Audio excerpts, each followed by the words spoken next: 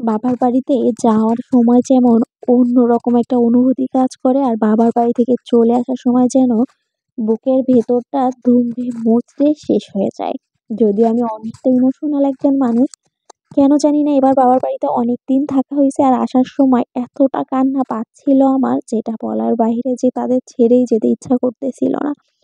যাই হোক, আসসালামু আলাইকুম। তোমরা কেমন আছো? আল্লাহর রহমতে আমি অনেক ভালো আছি। চলে আসলাম একটা ব্লগ ভিডিও নিয়ে। আজকে আমরা ঢাকা ফিরে যাচ্ছি, সেই ভিডিওটা নিয়ে চলে আসলাম।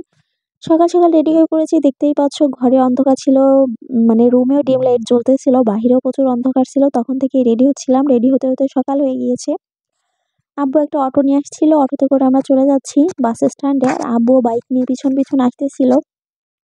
আমি যখনই আসি না কেন আব্বু আমাকে এগোয় দিয়ে যায়। ওই যে আমার পেছনে আব্বু, আর সাথে ছিল আমার ছোট্ট মিনি সোনা। আব্বু মিনিকে নিয়ে কথা বলতেছিল।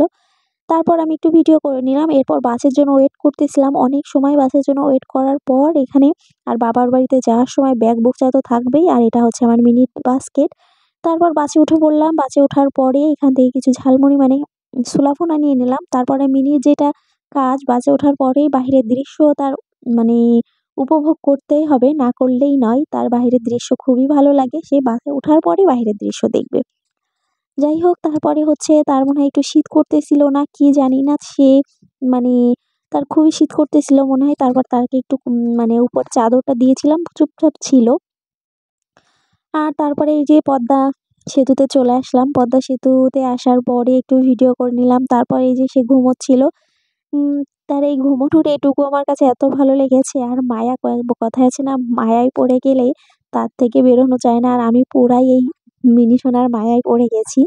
যাই হোক, তারপরে হচ্ছে এখানে আমরা জ্যাম, ঢাকা শহর আমার অপছন্দের। শুধু এই জ্যামের কারণে এতটা জ্যাম ছিল ঢাকার ভেতরে আসার পরে, আর অনেকটা সময় বসে থাকতে হইছিল এই জ্যামের জন্য। আর ঢাকা শহর সবকিছু ভালো লাগলেও বাসা থেকে এক পা বেরোইলেও জ্যামে বসতে হয়, এটাই সবথেকে আমার অপছন্দের একটা বিষয়। যাই হোক, তারপরে বাস থেকে নেমে পড়লাম। নামার পর এখানে অনেক সময় বসেছিলাম, যেহেতু আমার হাসব্যান্ড আমাকে নিতে আসবে এজন্যই বসেছিলাম। তারপর সে এখানে নিতে আসছিল। তারপর এই যে তার গাড়িতে করে চলে যাচ্ছি বাসায়।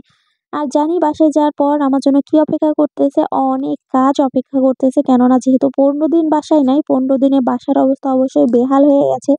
গাড়িতে বসে বসে ভাবতেছিলাম আর যাচ্ছিলাম। তারপর বাসায় যাওয়ার পরে দেখলাম সত্যিই আমার বাসাটার বেহাল অবস্থা। ১৫ দিনে একটা দিনও, যে আমার হাসব্যান্ড যে বাসায় ছিল, একটা দিনও ঘরটাও ঝাড়ু দেই নাই। সব জায়গায় ময়লা।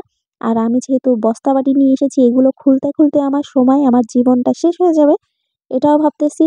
আর যাই হোক, তোমরা ভালো থাকবা। আজ এ পর্যন্ত। আবার দেখা হবে নতুন কোনো ভিডিওতে বা নতুন কোনো রেসিপির সাথে। আল্লাহ হাফেজ। সবাইকে টাটা। আসসালামু আলাইকুম।